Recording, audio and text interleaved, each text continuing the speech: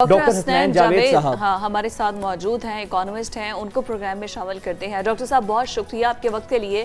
کہیے گا کہ ابھی ہمارے پر بجلی کا جو قیمت ہے اس کا بھی اضافہ، پیٹرول 332 روپے کا ہو چکا ہے، اس کا بھی بوجھ ہم نے برداشت کیا ہے، پھر اس کے بعد ابھی گیس میں 40 سے 50% اضافہ ہونے جا رہا ہے۔ آپ ہمیشہ بڑا دبنگ بولتے ہیں، تو مجھے یہ بتائیے کہ ابھی کیئر ٹیکر سیٹ اپ کے اندر مزید ہمیں کتنی مہنگائی کا بوجھ اٹھانا پڑے گا، آگے کیا بری خبریں ہیں مزید اکانومی کے حوالے سے، اور کہیں پر کوئی ریلیف عوام کو یا الیکشنز کے بعد بھی کوئی ریلیف نظر آ رہا ہے آپ کو؟ سب سے پہلے تو بات یہ ہے کہ کیئر ٹیکر سیٹ اپ ہی ہمارے اوپر، معیشت کے اوپر، پاکستانی عوام کے اوپر بہت بڑا بوجھ ہے جی یعنی سارے بوجھ کے علاوہ ہمیں تو ابھی اسٹیٹ اونڈ انٹرپرائزز جو ہیں ان سے نہیں نکلے۔ اسٹیٹ اونڈ انٹرپرائزز کا میں اس لیے ذکر کرنا چاہتا ہوں تاکہ آپ کو پتہ چلے کہ پی آئی اے کے اوپر جتنا بڑا قرضہ ہے اور اس کے تقریباً 27 جہازوں میں سے اب 6 اور نہیں چل رہے، تقریباً 21 اور اب 19 کے اوپر وہ رہ گئے۔ اسی طریقے سے باقی اسٹیٹ اونڈ انٹرپرائزز یعنی جو حکومت جن کمپنیوں کو چلا رہی ہے اس کے اوپر بھی وہ خرچہ اتنا زیادہ ہے، یعنی 2.7 ٹریلین کا۔ اسی طریقے سے جب یہ کیئر ٹیکر گورنمنٹس آتی ہیں تو ان کا اتنا بڑا حجم جو ہوتا ہے وہ بھی آپ کی غریب ملک کو سہنا پڑتا ہے، جبکہ پوری دنیا کے اندر کیئر ٹیکر کا کوئی کانسیپٹ نہیں ہے۔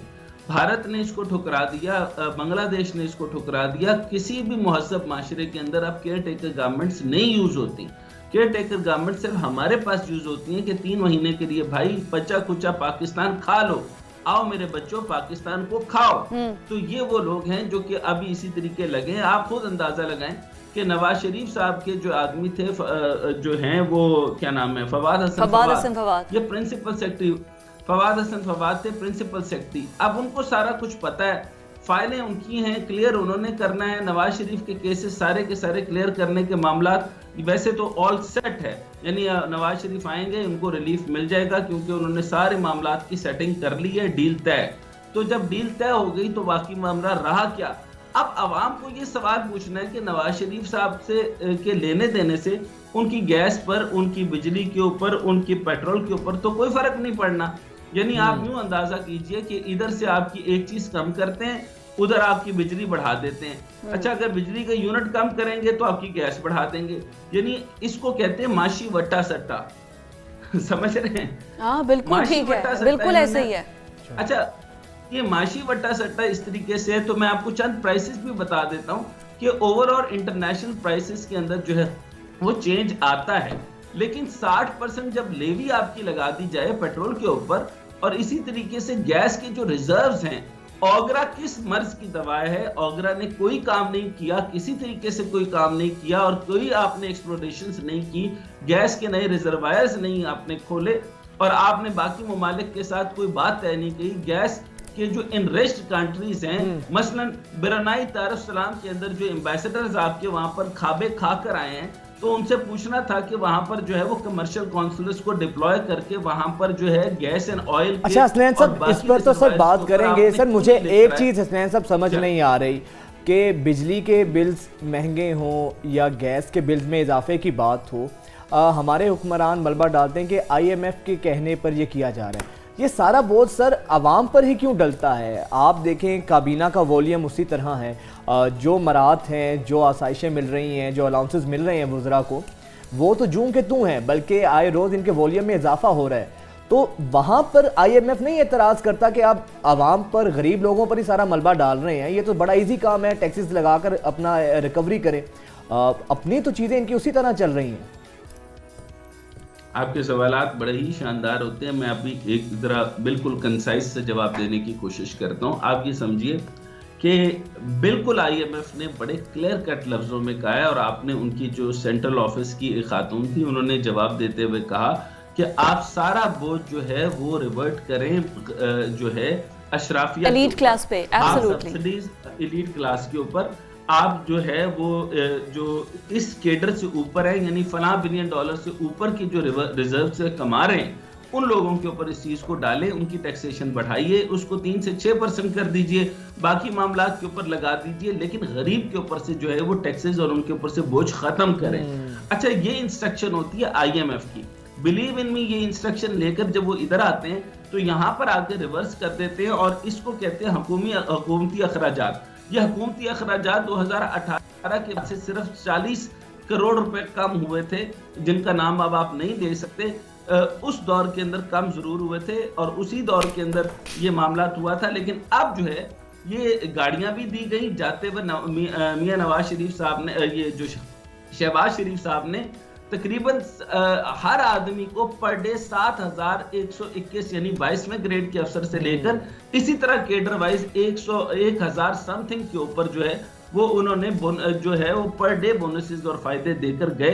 यानी ये उन्होंने तरीका कार बना दिया कि अगले इलेक्शन लड़ने हैं तो सारे हुकूमती लोगों को जो हुकूमत के दामाद हैं, हालांकि होना चाहिए कि हुकूमत का साइज और हुकूमत के मुलाजमीन कम से कम होना चाहिए।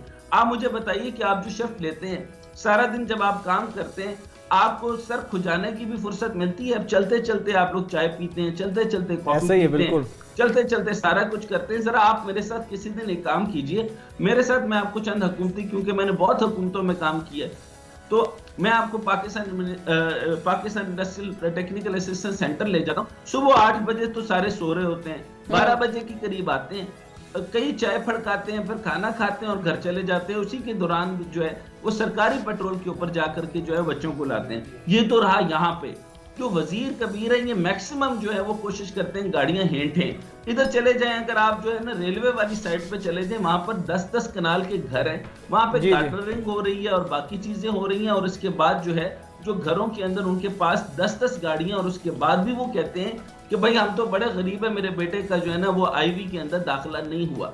तो हुकूमत इस टाइम पर जो हुकूमती खर्चा खाली है, जिसको लफ्ज आप दे देते हैं कि ऑस्टेरिटी ड्राइव पर जा रहे हैं। भाई साहब आप कौन सी ऑस्टेरिटी कर सकते हैं? आप तो पैसा बढ़ाए जा रहे हैं। अच्छा, इसके अलावा जो है आप देखें कि हमें सवाल ये होना चाहिए कि हमने पेट्रोल को कम कैसे करना है, और क्योंकि इसके ऊपर जो है वो IMF की शराइत के मुताबिक 60% लेवी थी। पिछले दफा जो है वो हमें तकरीबन 587 अरब रुपए देने पड़े, और इस दफा जो है हमने 878 अरब रुपए हमने ये लेवी डालकर हमने ये कर्ज की मद में देने हैं। अच्छा, ये हमारे पर प्रेशर डॉक्टर साहब हमने देने हैं। मुझे तो ये समझ नहीं आती कि हमारी गवर्नमेंट जो टैक्स हमसे लेती है, हम उसको टैक्स देते हैं, उसके बाद वो टैक्स सारा अपनी अयाशियों पे खर्च करती है, फिर नए कर्ज लेती है। वो नए कर्ज आकर लेती तो आवाम के रिलीफ के लिए है ना, तो आवाम को रिलीफ तो फिर भी नहीं आता। और फिर हम इतने बेवकूफ़ हैं कि हम लोग दोबारा इन्हीं लोगों को सिलेक्ट करके इन्हीं लोगों को हम दोबारा असेंबलीज में भेज देते हैं। फिर बेवकूफ़ तो सबसे बड़े हम हुए। मैं आपको एक बात बताता हूँ, आप जब तक एंकर रहेंगी और आपको जब अवामी मामलात का पता है, और अगर आपके अंदर, अच्छा मुझे आप में से कोई स्किल नहीं चाहिए, आपकी सिर्फ सिंसेरिटी होगी और आप जाके हुकूमत में बैठ जाएंगी, आप हैरान हो जाएंगी कि आपकी हुकूमत अमीर हो जाएगी। सर नेशनलिज्म है ना, हमारे यहाँ पर नेशनलिज्म नहीं है। हमारे यहाँ पर सबका, अवाम से लेके हुक्मरान को ये बात है कि जहाँ जिसकी दिहाड़ी लगती है वो अपना घर तो बचाए ना, अपनी दिहाड़ी लगाए। अगर कोई केयर टेकर सेटअप में भी कोई वजीर बन गया ना, उसकी कोशिश होगी कि अपने भतीजे, अपने चचे के बेटे, अपने ताया के बेटे, अपने बेटे, इनको किसी जगह पर एडजस्ट करवा दिया जाए। आप किसी एम्बेसडर किसी जगह पर लगाते हैं, वो अपने दामादों को एम्बेसडर ऑफिस में लगा देते हैं। ये तो हमारी हुकूमत का सारा हाल है कि जिनका फॉरेन ऑफिस को लेना देना भी नहीं है, लेकिन अपने लोगों को ऑब्लाइज करना है। नेशनलिज्म ही नहीं है किसी में, किसी को मोहब्बत है ही नहीं पाकिस्तान से। देखिए मैं यही तो अर्ज कर रहा हूं कि एक तो मोहब्बत नहीं होती और दूसरा ये सारा के सारे अपने रिजर्व जो है वो बाहर लेके चले जाते हैं। सबसे बड़ा प्रॉब्लम ये है कि पाकिस्तान में निजाम जो काम करने के हैं वो हो नहीं रहे। अब आप देखें कि काम ये करना था, हमें बेसिक रोटी देनी है, जो पाकिस्तान इस वक्त पूरा बिलक रहा है उसे रोटी चाहिए, उसे कमोडिटी प्राइस को कम करना है, उसे बाकी चीजों को कम करना है। पहले भी स्मगलिंग आप नहीं रोक सकते थे, ये बड़े मैटर हैं, आप नहीं रोक सकते थे। इस टाइम पर मैं आपको ये बता रहा हूं कि आपका जो आप अगले महीने की मैंने डेट दे दी है, आप अगले महीने इसी डेट के ऊपर आपने मेरे से इंटरव्यू करना है, और आप जो है वो पेट्रोल 441 हो चुका होगा।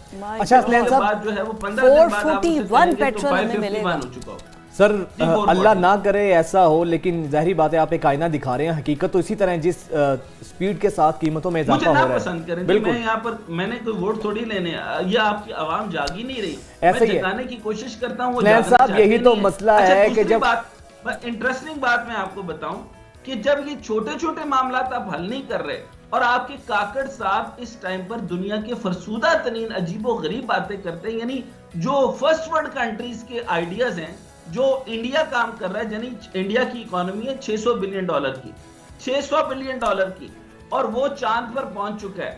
وہ ڈیجیٹل کرنسی کی بات کریں یا ڈیجیٹل کرنسی کی بات کریں یا ڈیجیٹائزیشن کی بات کریں, آپ اندازہ کریں ہمارے پاکستان میں انٹرنیٹ نہیں ہے, گلگت بلتستان میں انٹرنیٹ نہیں ملتا, کشمیر میں انٹرنیٹ نہیں ملتا, لاہور سے آپ کراس کر کے چلے جائیں تو انٹرنیٹ ویک ہو جاتا ہے. ایسے ہی ہے نا, اب تو لاہور کے اندر بھی انٹرنیٹ بہت زیادہ ویک ہے. سر مسئلہ یہ ہے نا, انڈیا چاند پر پہنچ چکا ہے اور ہم نے حالات چاند جیسے بنا دیے ہیں, نہ چاند پر پانی ہے, یہاں پہ بھی پانی نہیں ہے, نہ وہاں پر بجلی ہے. تو یہی فرق ہے انڈیا میں اور ہم میں کہ اس نے چاند پر پہنچنے کی زحمت کی, ہم نے زمین کو چاند بنا دیا اپنی. میں آپ کو بڑی انٹرسٹنگ بات بتانے لگا ہوں. جس ملک کے پاس انٹرنیٹ کا انفراسٹرکچر موجود نہیں ہے, ڈیجیٹل انٹرفیس موجود نہیں ہے, ابھی تک ہم نے جو ہے موبائل ٹو موبائل ٹرانزیکشنز نہیں کرنا جانتے, ای بینکنگ ہمیں نہیں پتا, تو وہاں پر آپ اس طرح کے چھکے مارتے ہیں لوگوں کو بے وقوف بنانے کے لیے. اس میں بھی انہوں نے صرف اربوں روپے کا کٹ لگانا ہے. ابھی انہوں نے ایک جو ہے وہ بات ماری ہے کہ ڈیجیٹل کرنسی متعارف کروانے لگے. ان کو پتا بھی ہے بلاک چین کیا ہوتی ہے, ان کو پتا بھی ہے. اور جس ٹائم پہ بلاک چین کی بات ہوئی تھی, جس وقت ڈیجیٹل کرنسی کی بات ہوئی تھی, جس وقت سی ڈی بی سی کی بات ہوئی تھی, سی ڈی بی سی ہوتا ہے کہ اسٹیٹ بینک کی طرف سے ہو جاتا ہے, اس وقت یہ سب لوگ چیخ رہے تھے, اور جو لوگ بلاک چین کے اوپر بات کر رہے تھے اس کے اوپر ایف آئی اے لگا دی. یہ ایسا ملک ہے جہاں پتے کی بات کریں اور جو کوئی پتے کی بات کرتا ہے اس کو پکڑ لیتے ہیں, اس کو مارتے ہیں. حسنین صاحب, ہمارے تو سر حکمرانوں کا عالم یہ ہے کہ ہمارے حکمرانوں کو یہی نہیں پتا کہ ایک سابق وزیر اعلیٰ تھے, تو جب کرونا اپنے عروج پر تھا تو انہوں نے سوال کیا ڈاکٹر سے یہ کاٹتا کہ, تو جب اس طرح کے ہمارے مضحکہ خیز اور اس طرح کے ہمارے فنی حکمران ہوں گے تو سر ان کو آگے کا کیا پتا ہوگا. یہی تو المیہ ہے. بہت شکریہ حسنین جاوید صاحب آپ کے وقت کا.